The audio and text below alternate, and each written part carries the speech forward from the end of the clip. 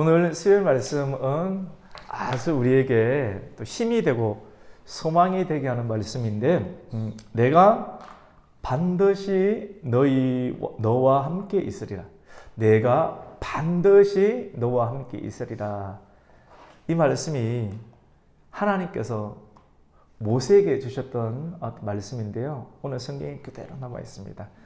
하나님께서 반드시 울면서 씨를 뿌리는 자는 반드시 기쁨으로 단을 거둔다. 반드시 내가 반드시 너와 함께 있으리라. 이 말씀이 또 여러분이 붙잡고 나아가야 될 그런 언약의 말씀이 되었으면 좋겠습니다. 여러분, 우리에게 있어서 가장 중요한 것 그리고 소중한 것은 무엇입니까?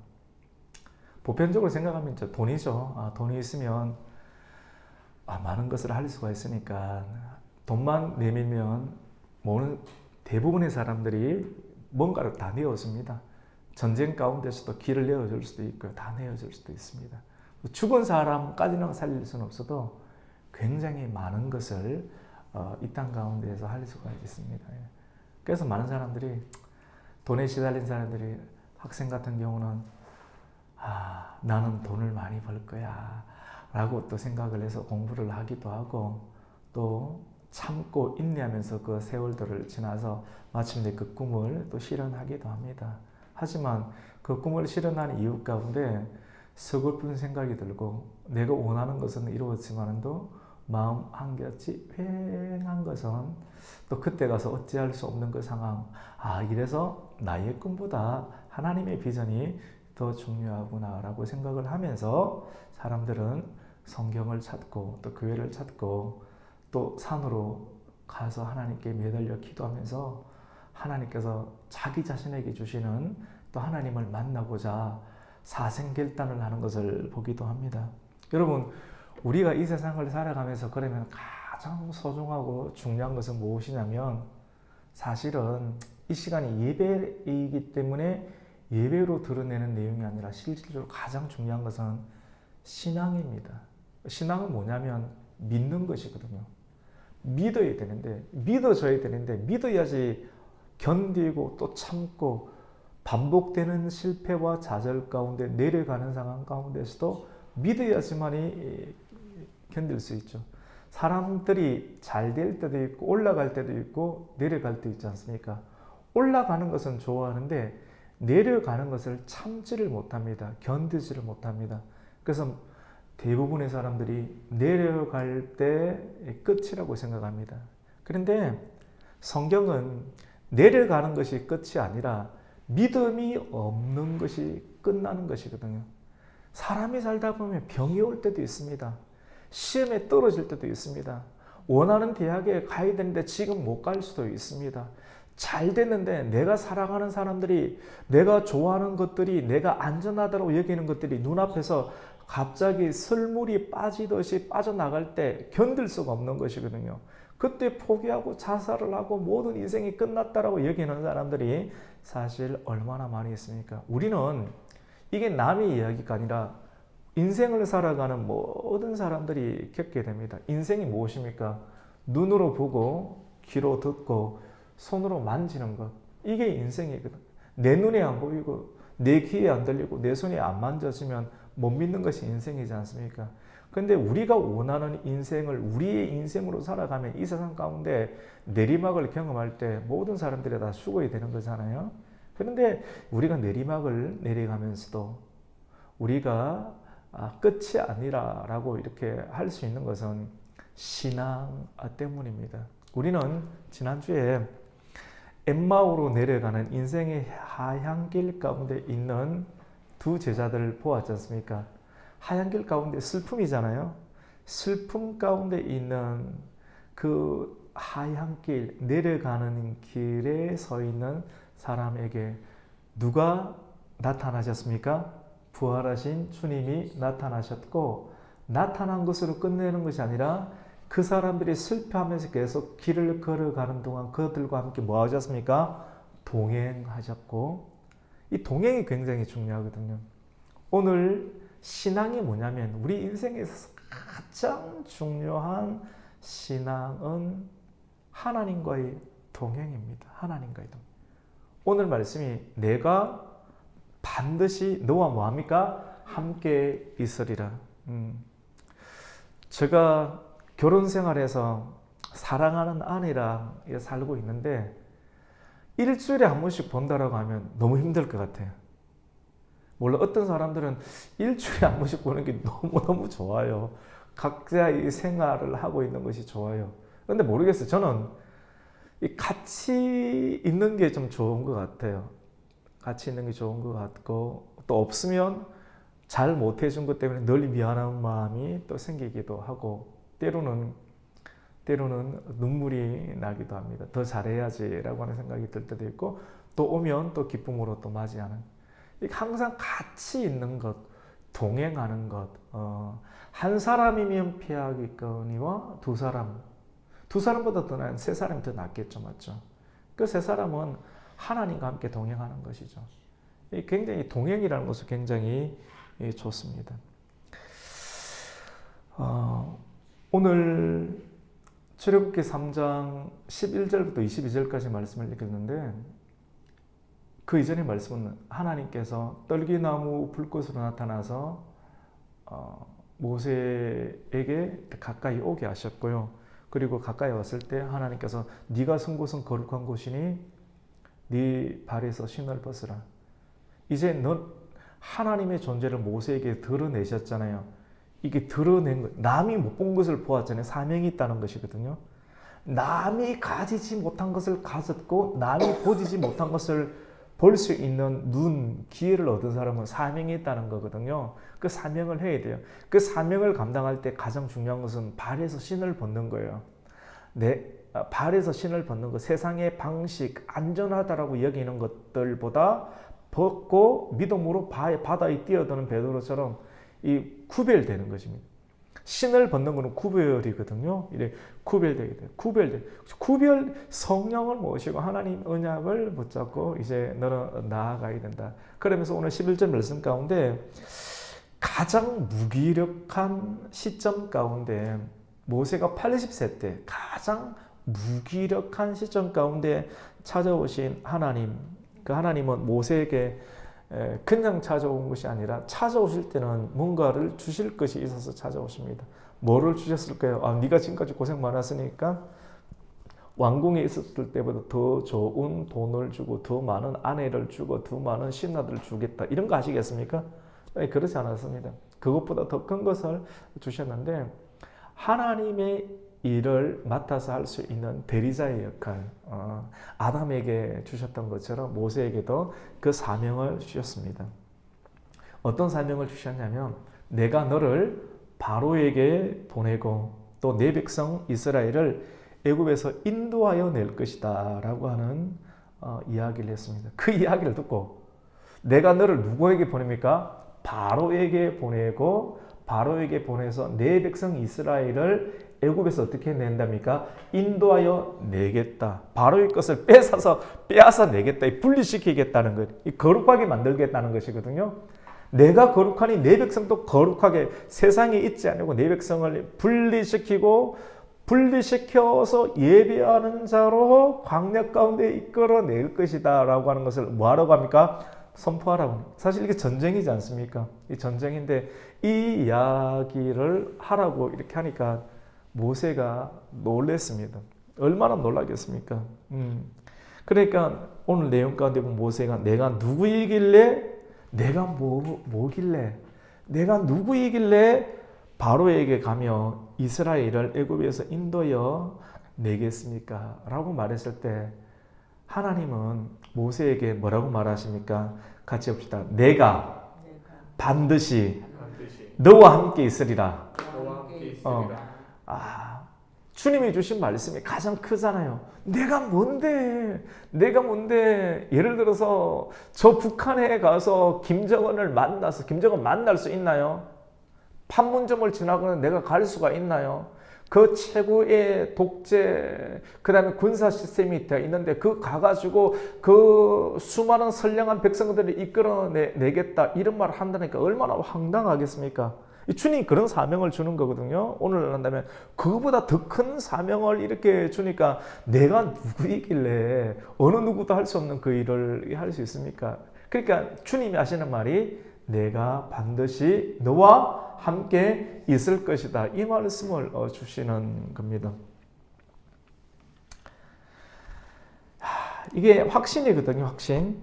내가 너와 함께 있을 것이다. 예수님께서 이 땅 가운데 오실 때 예수님의 이름을 임마누엘이라 했잖아요. 하나님 우리와 함께 하신다는 것이 임마누엘의 은혜거든요. 그래서 오늘 이 말씀을 이렇게 묵상하면서 임마누엘 함께 있다. 함께 있다. 이 설교도 준비하고 글도 적었습니다. 한 6시 반쯤에 글을 또 적어서 유튜브 게시판에다 또 올려놓기도 이렇게 했거든요. 하나님께서 여러분 우리의 그 기쁨이라고 하는 것은 하나님은 성공하는 자리, 올라가는 자리에만 있는 것이 아니라 내려가는 자리도 있습니다. 하나님께서는 이렇게 우리를 하나님은 어디든지 가질 수가 있거든요. 잘 사는 사람의 동네에도 가질 수가 있고 어떻습니까? 못 사는 사람, 천대받는 사람의 자리에 있을 수도 있고 또 부한 사람의 자리에 있을 수도 있는데 바울이 이렇게 좋은 자리 또는 천한 자리, 빈곤한 자리 가운데도 있으면서 왔다 갔다 하는 것을 하나님께서 자기 자신을 그렇게 처하게 하면서 나는 일체의 비결을 배웠다. 자족하는 비결. 그것은 뭐냐면 우리가 생각하기로는 하나님은 여러분이 사실 많은 사람들이 목회자뿐만 아니라 수많은 성도들이 하나님을 더 열렬하게 믿고 또 가열차게 믿는 이유는 무엇입니까? 하나님을 더 열렬하게 믿고 더 헌신하고 하는 것은 내 마음에 소원은 있는데 그 소원이 그 자기 자신의 정욕을 이루기 위한 소원을 가지고 열심을 내는 경우들이 신앙을 통해서 종교를 통해서 나타나기도 하지 않습니까? 나타나서 올라가고 싶은 거예요. 올라가고 싶고 더 성공하고 싶고 더 성공하고 싶고. 근데 하나님께서는 우리가 원하는 방식대로만 하지 않고 이런 열망이 있지만도 사도 바울에게 또 매맞음의 자리 또 자기가 원하는 유대인들이 아닌 이방인의 선교의 자리 모세가 왕궁이 아닌 광야의 자리 가운데 놓는 이유는 자족하는 일체의 비결인데 하나님은 이런 왕궁에만 있는 자리가 아니라 베들레헴의 가난한 자리에도 있다. 이 자리에도 있다라고 하는 것을 알게끔 하기 위해서 하나님이 있는 자리 가운데 우리를 초대하시고 또 초청하시는 하나님의 역사를 봅니다. 같이 보세요. 일체의 비결. 일체의 비결. 그래서 우리가 성도님들이 사업을 하면서 때로는 목회를 하면서 돈이 없어지고 사랑하는 사람들이 또 내 눈앞에서 사라지고 그리고 때로는 건강도 빠질 수가 있어요. 돈도 있고 사랑하는 사람도 있는데 내 건강이 빠지면 하나씩 빠지면 한 개라도 빠지면 사람이 헉헉거리게 되지 않습니까? 말이 헉헉거리지 진짜 힘들거든요. 이렇게 그런데 그때 뭘 배울 수 있냐면 일체의 비결을 배울 수 있는 하나님의 역사라고 하는 거예요. 일체의 비결. 이런 상황 가운데서 나는 너와 뭐합니까? 함께 있겠다. 함께 있는다. 좋을 때만 있는 것이 아니라 성공하지 못한 패배처럼 보이는 그런 상황 가운데서도 함께 있겠다. 사람들은 성공이고 실패다라고 나누지만도 하나님은 영원한 시계, 과거와 현재, 미래 다 계시지 않습니까? 어떤 모든 사람에게 공평하신 하나님으로 계시지 않습니까? 전능한. 근데 사람들은 자기의 크기만큼 자기가 생각하고 싶은 만큼 성공과 부함을 자꾸 나누는 거예요. 하나님은 나누어지지 않는데 우상으로 되어지지 않는데 사람이 우상으로 만들어지고 사람이 만들어 놓은 우상 가운데 하나님은 돈으로 나타나진 않으시거든요. 나는 하나님이다라고 이렇게 말씀을 하시는 것이죠. 그래서 여러분 하나님은 우리에게 모세에게 뭐를 주셨습니까? 내가 반드시 너와 함께 있으리라. 임마누엘의 은혜를 주십니다. 저도 여기까지 오면서 하나님께 능력 기도를 많이 했습니다. 산에서 기도하기도 하고 목이 목마름이 또 타는 목마름처럼 그렇게 기도하여서 신을 받기도 하고 또 신을 받기 위해서 그렇게 그런 상황 가운데 처해 들기도 하였습니다. 여러분, 능력을 구하고 기적을 구하는 것 좋습니다. 그거 해야겠죠. 해야겠는데 하나님께서는 모세에게 내가 무엇이간데 바로에게 가며 또 우리 이스라엘 백성들을 빼내어서 인도할 수 있으리까? 이런 전쟁 선포를 할 수 있으리까? 하나님이 하시는 말이 그냥 그러면 내가 너에게 큰 기적을 보여주겠다라고 말씀하신 것이 아니라 가장 첫 번째 하신 말씀이 내가 반드시 너와 함께 있으리. 그래서 제가 이 말씀을 계속 묵상했어요. 내가 반드시 너와 하나님은 큰 것 핵폭탄 만들어 놓은 것 트럼프가 가지고 있는 핵가방 열쇠를 너에게 주겠다. 아니면 히토류 전체 그린란드 전체 하나를 너의 이름으로 지분으로 이렇게 등본 옮겨주겠다. 우리가 원하는 것은 이런 식인데 이것이 있으면 뭔가를 가능할 것 같은데 하나님은 이런 식으로 상황을 바꾸는 기적이잖아요. 택가방이 떨어지는 것, 큰 돈이 떨어지는 것 이런 것이 기적인데 기적은 문제를 해결하잖아요. 맞죠? 기적은 뭘 해결합니까? 문제를 해결합니다. 돈이 없는 사람에게 기적은 뭡니까? 돈이 있는 거고 심장병이 걸려서 내일 모레 췌장암이 걸려서 내일 모레 죽어야 될 사람 가운데 기적은 뭡니까? 이게 암이 순간적으로 없어지는 것. 이런 게 기적인데 그 사람이 영원히 삽니까? 안 삽니까? 돈이 있어도 조금 있으면 죽고 조금 이렇게 췌장암이 정리가 되어도 몇 년 지나면 또 죽어야 되는 것이고. 그런데 주님께서는 이러한 기적을 모세에게 준 것이 아니라 뭘 주셨습니까? 같이 합시다. 임마누엘. 오늘 말씀 굉장히 우리가 깊게 생각해 볼 필요가 있습니다. 임마누엘의 은혜를 주었습니다. 임마누엘은 뭐냐면 내가 너와 함께 하겠다. 우리의 삶의 방식이 변하거든요. 존재의 변하거든요. 내적인 변하거든요. 문제는 안 바뀔 수 있습니다. 기적은 문제가 바뀌고 상황이 바뀌어요. 그러면 다 좋아 웃는데 그 웃음이 어제 웃었던 웃음이 내일 웃으리는 보장이 없어요. 기적을 경험하면. 근데 하나님께서는 기적보다 더 뭘 보여주십니까? 임마누엘. 임마누엘이 뭐냐면 상황과 환경은 안 변했는데 내가 너와 뭐합니까? 함께 하겠다. 가라고 하는 것이거든요. 근데 사람들은 이걸 원하지 않고 이것이 기적보다 더 큰 것이라고 생각하는 사람이 그리 많지를 않습니다. 사도 바울이 빌립보서 4장 말씀 가운데 내가 빈부에 처하는 일체의 비결을 배운 이후에야 임마누엘의 은혜가 더 귀하다는 것을 알 수가 있지. 고난 가운데 깊이 그리고 인내의 깊은 세월들을 경험하지 않은 사람은 그냥 능력과 또 기적을 원할 것입니다. 여러분, 기적은 없어도 살 수 있습니다. 하지만 임마누엘은 있잖아요. 기적은 없어도 살 수 있잖아요. 근데 임마누엘은 없으면 어떻게 됩니까? 사람이 무너지게 됩니다. 돈이 없으면 사람이 살 수는 있어요. 건강이 없어도 사람이 살 수는 있지만도 신앙이 없으면 어떻게 됩니까? 무너져요. 사람이 내리막길을 갈 수는 있지만도 내리막길 가운데에서도 살 수는 있지만도 사람이 내리막길 가운데 신앙이 없잖아요. 나는 끝났다고 생각하고 자살하거나 그냥 끝났다고 생각하는 사람이 굉장히 많다고 하는 겁니다. 혹시 내리막길을 걷고 있습니까?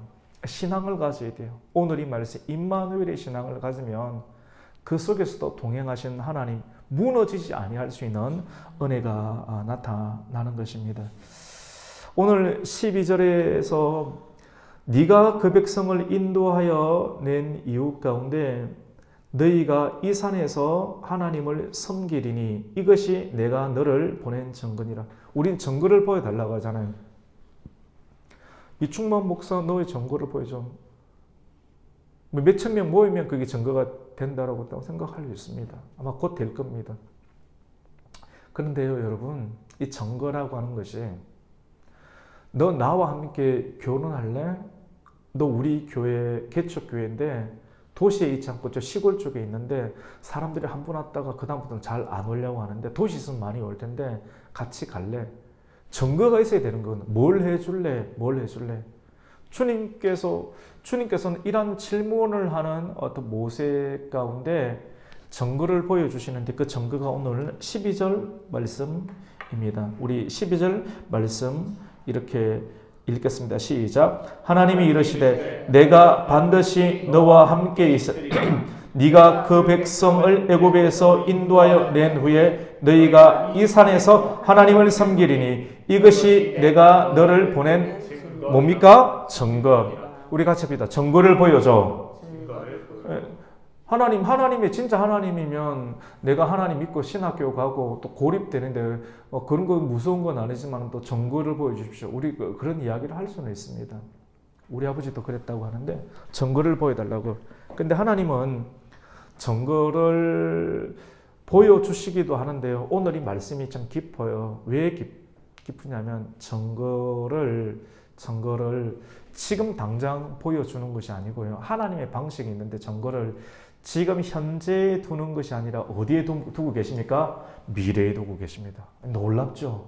그 말씀을 묵상해야 되는 이유가 있겠습니다. 우리 같이 봅시다. 증거는 미래에 있습니다. 미래에 두셨습니다. 너희가 이 산에서 하나님을 나중에 내 말을 듣고 나오면 섬기게 될 텐데 이것이 내가 너를 보낸 뭡니까? 증거니라 라고 말합니다. 여러분 우리가 생각하는 증거가 그리고 하나님의 생각하는 그런 방식 하나님은 가라. 그리고 나중에 그게 증거가 된다. 그게 무슨 말입니까? 아브라함에게 너는 본토 친척 아비 집을 떠나라.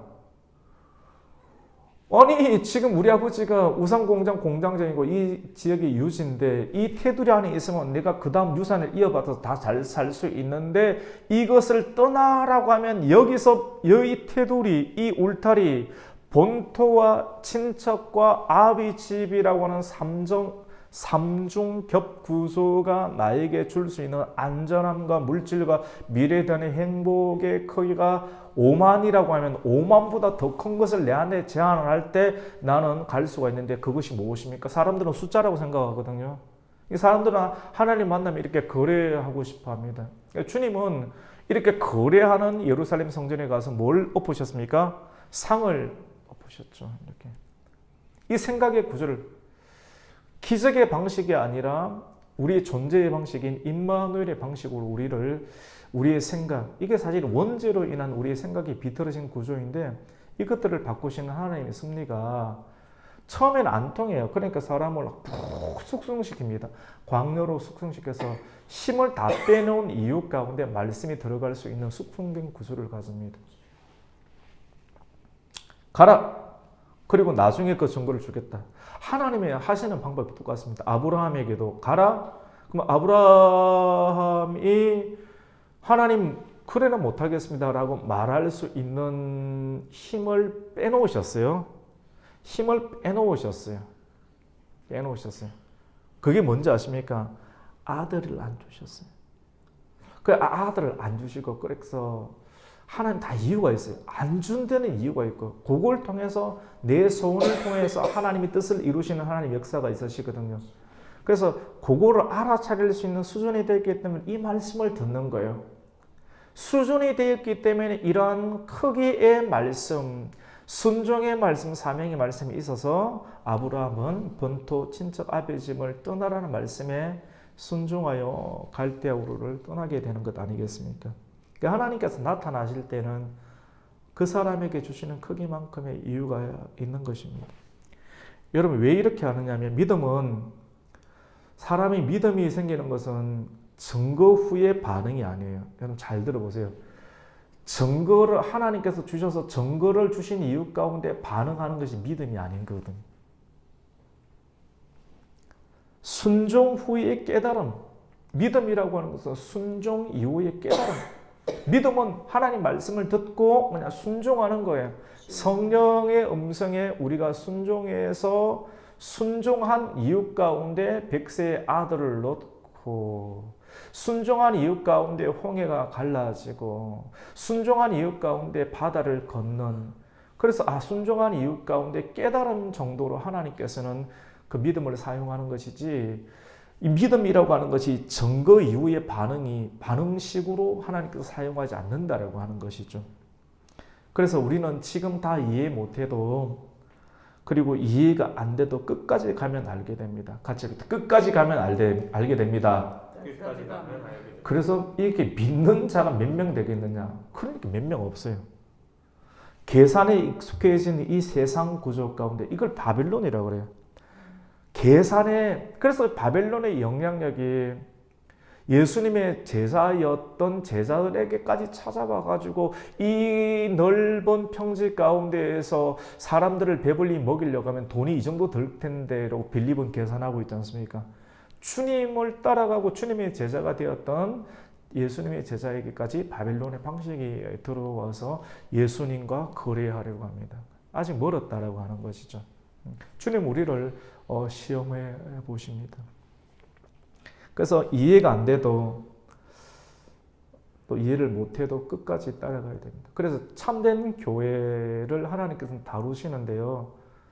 다루시고 반죽하시고 다루시면서 교회도 다루시고 교회가 되는 목회자도 다루시고 교회 성도도 이렇게 다루시면서 계산의 방식이 아닌 믿음의 방식으로 교회를 이끌어 가시는 하나님 나라의 천국의 섭리가 있습니다. 여러분, 하나님은 출발 전에 모든 것을 설명할까요? 안 할까요?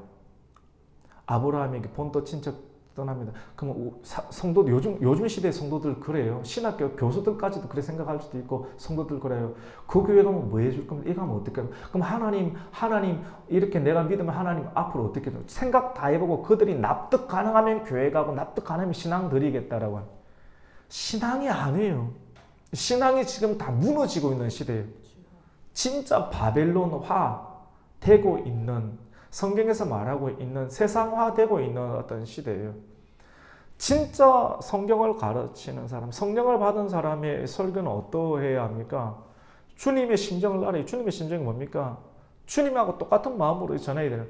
이게 다 설명 안 해요. 다 설명 안 하고, 오늘날의 시대는 다 설명 안 하면 안 되는 시대예요. 그래서 목사도 쫓아내고 장로도 쫓아내고 장로가 목사도 다툼과 분열이 끊임없는 어떤, 누가 하는 걸까요?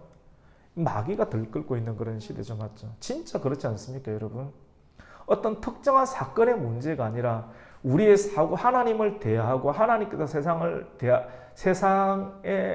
대하고, 그리고 세상에 선택한 하나님의 사람들을 선택하시고 부르시는 그런 방식들을 교회는 가르치고 목회자는 성령 가운데 그것을 깨닫고 전해야 되는데, 그런 길은 많이 인기가 없고 사람들이 덜 모이니까 이 세상에서 내가 잘 되기를 원하는 방식으로 교회와 하나님 역사를 사용하고자 하는 그런 가짜가 덕실한 그런 시대를 우리는 살아가고 있습니다.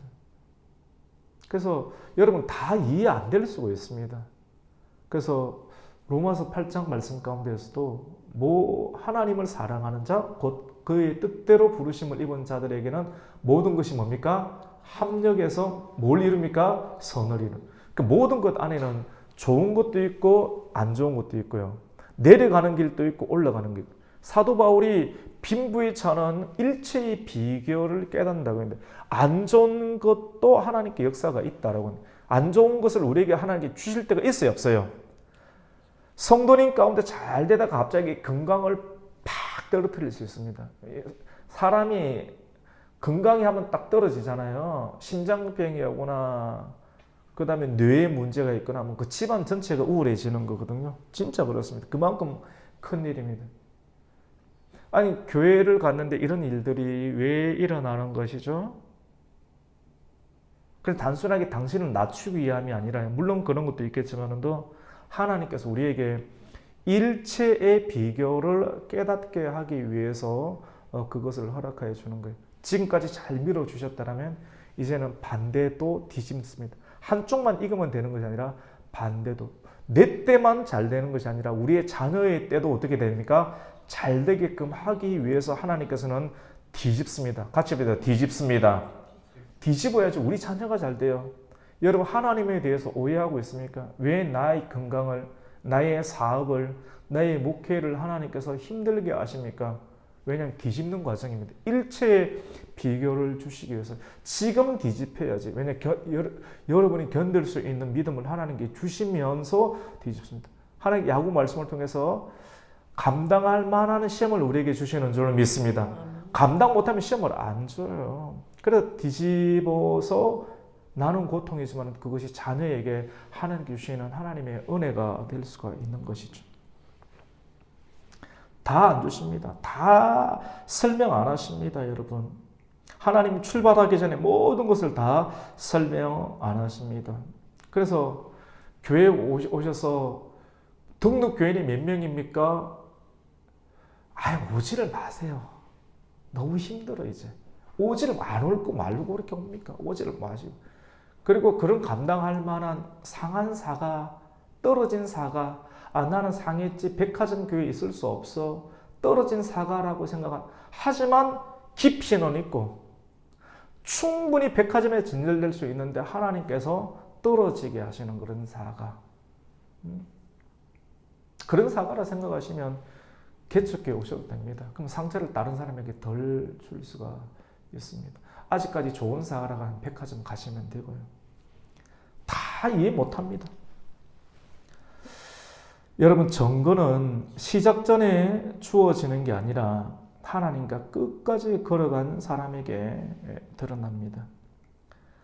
오늘 모세의 고민이 있습니다. 여기까지 하나님 말씀하니까 말씀 듣고 그런가 이렇게 싶은데 오늘 13절의 말씀 가운데 보니까 뭐라고 합니까? 모세의 고민이 있습니다. 우리 13절을 읽습니다. 모세가 하나님께 아뢰되 내가 이스라엘 자손에게 가서 이르기를 너희의 조상의 하나님이 나를 너희에게 보내셨다 하며 그들이 내게 묻기를 그의 이름이 무엇이냐 하니 내가 뭐라고 그들에게 말하리까? 여러분, 이게 이제 하나님이 부르실 때 계속 대화를 하는 거예요.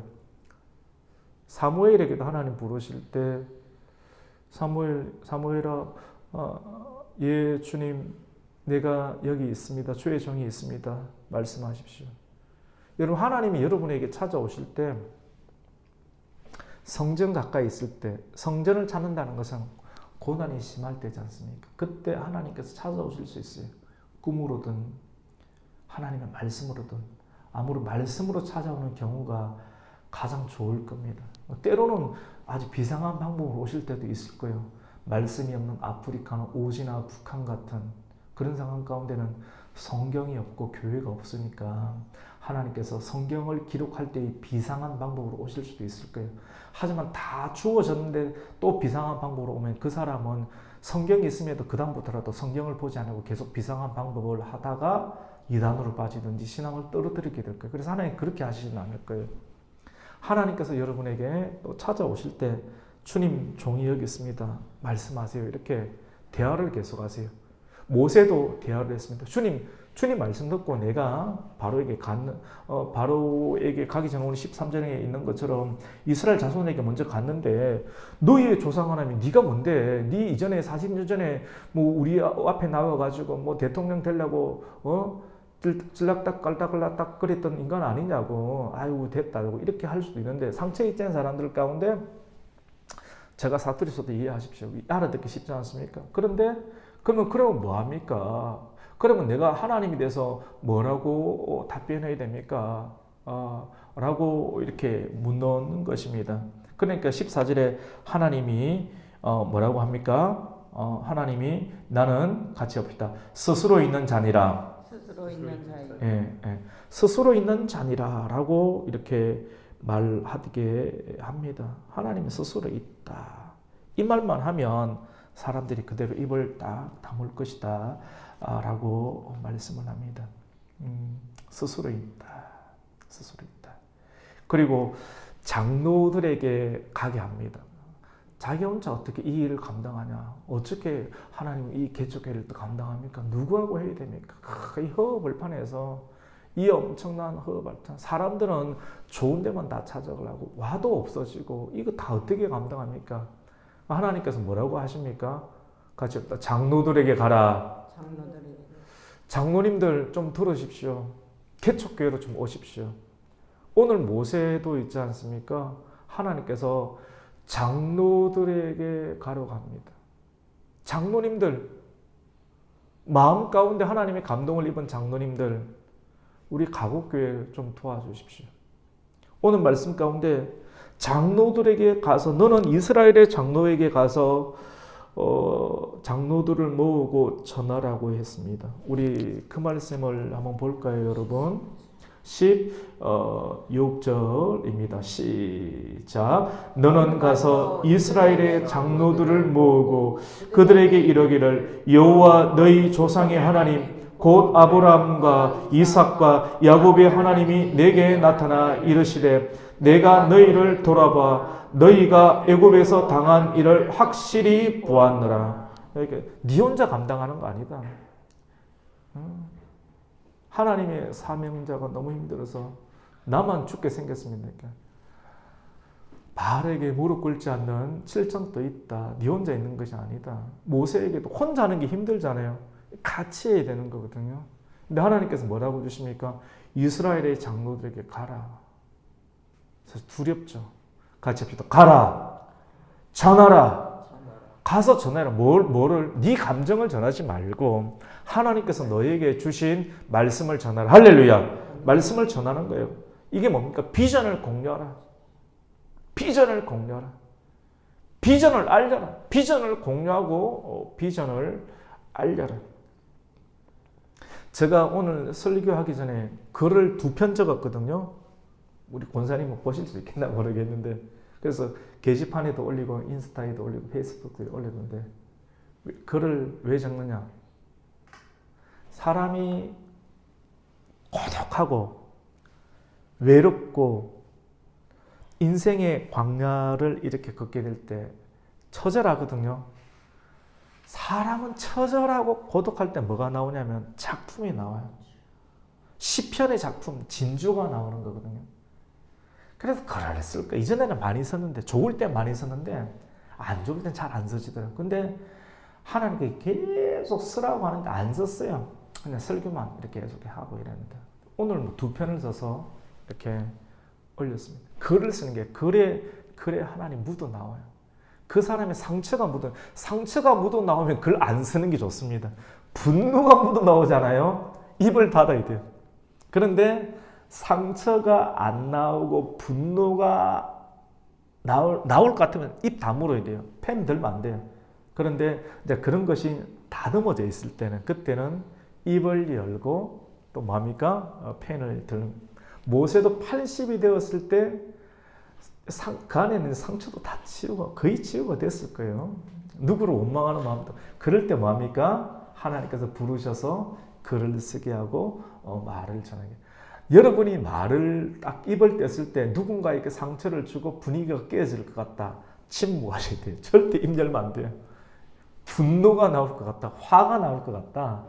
입을 열면 안 되고 글을 쓰면 안 돼요. 누군가에게 또 독서를 전할 수가 있습니다.